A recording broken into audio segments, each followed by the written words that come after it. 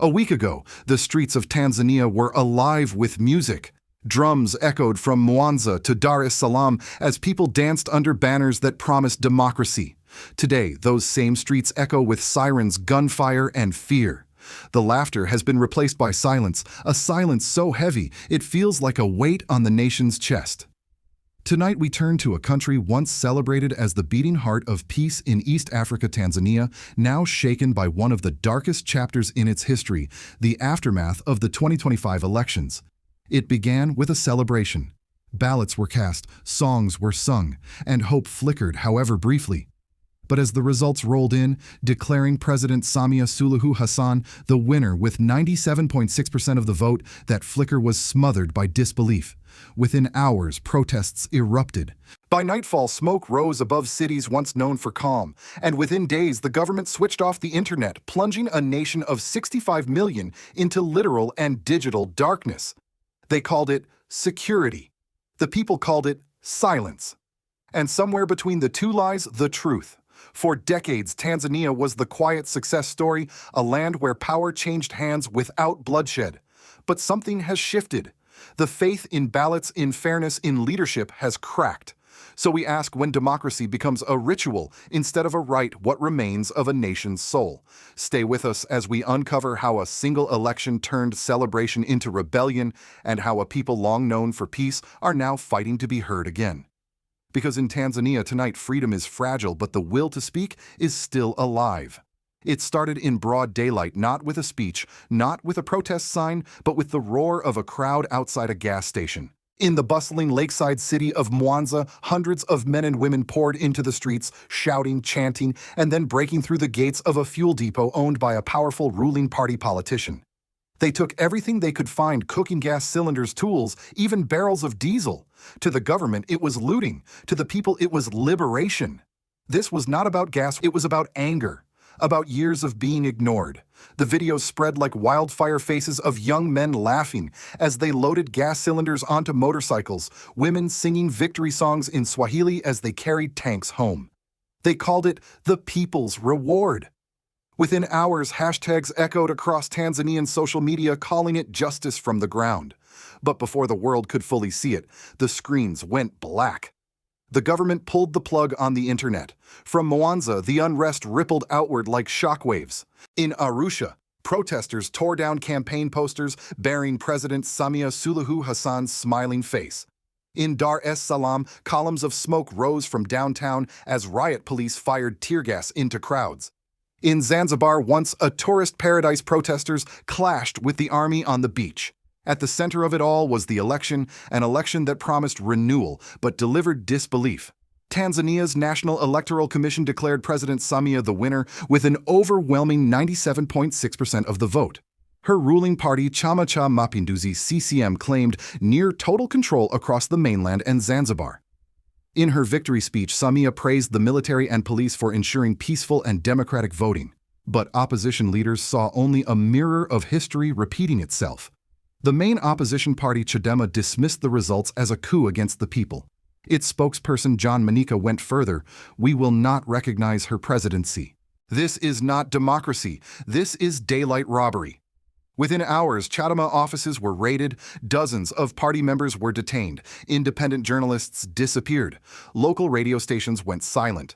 Then came the first reports of gunfire in the streets, followed by rumors of mass arrests. Hospitals in Dar es Salaam were overwhelmed with injured protesters, while families searched for missing relatives in vain. By November 1st, the scale of the violence had become impossible to hide, even as the government tried to erase it. Opposition sources claimed nearly 700 dead. Diplomats whispered of hundreds killed. The United Nations confirmed at least 10 fatalities, adding that the real number was likely much higher, but verifying anything had become nearly impossible. Internet service providers were ordered to shut down, journalists were arrested, and hospitals were forbidden from releasing casualty figures. Tanzania had gone dark literally and morally. Amid the blackout, whispers spread like smoke. In small towns, people spoke of midnight raids of trucks without license plates taking men away. In villages, elders warned their children not to answer knocks at night. "They come after sunset," one man told the BBC, "and by morning, someone is gone." The fear became a second language. It silenced laughter, smothered music, and turned every phone vibration into a heartbeat of dread. By now, the world had begun to notice, but from afar. Tanzania's tragedy was unfolding in shadows, one that would soon pull the entire East African region into its orbit. As one local teacher in Arusha put it, we were told democracy was a light. But now that light blinds us, because those who control it decide who gets to see and who must remain in the dark. Night fell over Tanzania like a curtain, not the gentle kind that signals rest, but a suffocating veil of fear. In the silence that followed the gunfire, there were no news broadcasts, no updates, only whispers. Mothers whispered to each other through shuttered windows. Fathers whispered prayers. The country once known for its calm nights now learned the language of dread. Eyewitnesses spoke of unmarked vehicles moving through neighborhoods after midnight. Men in dark uniforms without badges, knocking, entering, and taking people away. No paperwork, no charges, no answers. They come at night, and when morning comes, our people don't. These disappearances became the ghost rhythm of a terrified nation. By day, the government spoke of isolated incidents. By night, the streets told another story, one written in footsteps that never returned. President Samia appeared on state television wearing a calm expression that belied the chaos outside. The government strongly condemns violent acts, she said. Patriotism cannot coexist with anarchy. Her words were broadcast again and again on the only channel still operating, those loyal to the state. But for the thousands who had lost loved ones, patriotism had become a bitter word. As the arrests grew, so did the anger. Entire districts of Dar es Salaam were cordoned off by police. In Arusha, youths set up barricades and burned tires, chanting, "If you silence us, the smoke will speak." The tear gas rolled through the streets like fog. Hospitals filled faster than doctors could count. The blackout meant the world saw none of it, at least not in real time. But fragments of truth still escaped smuggled phone videos, satellite photos of smoke plumes, and testimonies carried by those who fled across the Kenyan border. The United Nations confirmed credible reports of excessive force. Human Rights Watch called it a grave assault on civil liberties. Even Tanzania's closest neighbors began to flinch. At the Taveta-Holili border post, trade with Kenya halted. Truck drivers slept beside their cargo, unsure when customs systems crippled by the internet shutdown would work again. Kenyan traders claimed losses of millions in just days. Flights were canceled. Emirates suspended routes to Dar es Salaam, citing instability. Zanzibar's beaches emptied overnight as tourists fled. And yet, for every headline abroad, there were 100 unspoken tragedies at home. Families searching hospitals that refused to release names. Teachers who buried students in unmarked graves. Journalists who vanished after asking the wrong question. Still, even in darkness, courage flickered. One woman in Arusha recorded a message before her phone battery died. "If they take our voices, we will speak through our silence. But they cannot take the truth." That recording spread secretly through Bluetooth and memory cards, the modern-day leaflets of defiance. It became a symbol, a rallying cry in whispers, "Haki haitapotea," justice will not be lost. Internationally, responses trickled in, measured and cautious. The United Nations urged restraint. The United Kingdom, Canada, and Norway issued statements of concern. Amnesty International demanded an independent investigation. But the African Union and the East African community stopped short of condemnation, calling merely for dialogue and calm. Critics saw this as complicity, silence dressed as diplomacy. "When a neighbor's house is burning, you don't call for calm," a Tanzanian academic said from exile. "You bring water." Through it all, President Samia maintained composure, accusing foreign agents and domestic enemies of orchestrating unrest. Her defenders called her a stabilizer in chaotic times. Her critics called her a mirror of the very dictators Africa once swore to leave behind. And so the night continued, long, heavy, and echoing with the sound of fear. Yet beneath that silence, another sound was growing, the steady heartbeat of defiance. It beat in every home that refused to forget, in every whisper that dared to speak the truth aloud. Because even when a government cuts the lights, it cannot extinguish the memory of what happened in the dark. By the end of the first week, Tanzania was unrecognizable. Markets, once crowded with vendors, had fallen silent. Taxi drivers abandoned the streets, and the smell of tear gas still lingered in the morning air. Schools remained closed. Shops shuttered early. A nation that once moved to the rhythm of life now stumbled under the weight of survival. In Dar es Salaam, food prices tripled in just days. With major roads blocked and ports operating at half capacity, the city's supply chains crumbled. Arusha's farmers could no longer deliver produce to urban centers. Zanzibar's hotels, once fully booked, now stood empty rows of white sheets billowing in the wind where tourists once laid towels. Small businesses were the first to fall. Tuk-tuk drivers, market women, fishermen. The heartbeat of Tanzania's informal economy suddenly found themselves without customers, without fuel, without hope. We don't talk about politics anymore, we just talk about survival. And yet, even in the quiet suffering, politics never truly disappeared. The divide between the ruling elite and the struggling poor deepened, like a fault line splitting the nation in two. The old slogans of unity and peace rang hollow. Umoja na amani, unity and peace, now felt like a cruel joke whispered by those in power to those who had nothing left to lose. For the young generation, the Gen Z of Tanzania, this was the breaking point.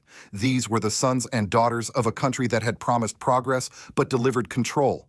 They had grown up believing in democracy as their inheritance, only to see it seized before their eyes. On social media before the blackout, they had written, "We are the children of light, but our leaders prefer the dark." The collapse wasn't only economic, it was moral. The institutions that once symbolized stability, the courts, the electoral commission, the national broadcaster, were now viewed as extensions of the state's will.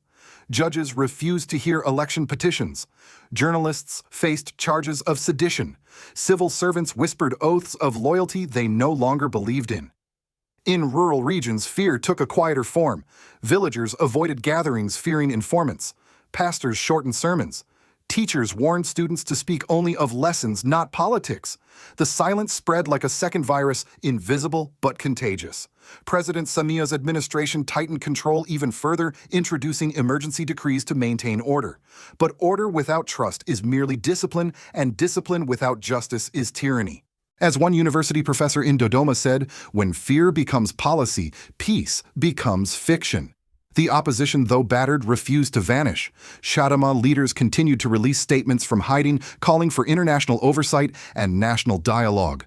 But without the internet, their words could reach only a few, carried by USB drives, and handwritten letters passed through sympathetic hands. Meanwhile, in the corridors of power, whispers of discontent began to emerge even among Samia's own allies. The military, long loyal to the presidency, was showing fractures. Some officers, according to leaked reports, questioned the government's strategy, warning that bullets cannot build loyalty. For the people, however, the damage was already done. Tanzania's once unbroken image of peace had been shattered. The fire that smoldered beneath the ashes between the urban youth and rural elites, between promises and reality, was now burning in plain sight. And like all fires, it would either be extinguished through truth or consume everything built upon lies. From Washington to Brussels, the world's response to Tanzania's descent into darkness was measured, almost hesitant, the kind of silence that diplomacy wears like a mask. Statements of concern replaced calls for justice. Words like monitoring the situation echoed in press briefings, but no sanctions, no missions, no urgency followed. For the United States, Tanzania remains a strategic ally, a gateway to East Africa's mineral corridor, a partner in counterterrorism, and a key player in Red Sea security. Behind closed doors, policymakers whispered what they would not say aloud. We can't afford to lose Tanzania. Stability, even if built on silence, seemed preferable to instability built on truth. But that calculation, cold and familiar, comes with a price.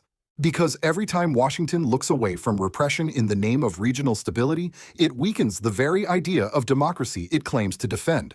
The same logic that once justified alliances with dictators in the Cold War now returns under a new banner: strategic interest. Across Europe, reactions followed the same script. The European Union issued a cautious note urging dialogue between stakeholders. The United Kingdom, Canada, and Norway condemned violence against civilians. But their embassies in Dar es Salaam remained open. Trade deals continued. Aid packages stayed intact. The world's moral outrage ended at the water's edge of economics. Meanwhile, on the African continent, the response was mixed, muted where it mattered most. The African Union called for calm, but avoided naming Samia Suluhu directly.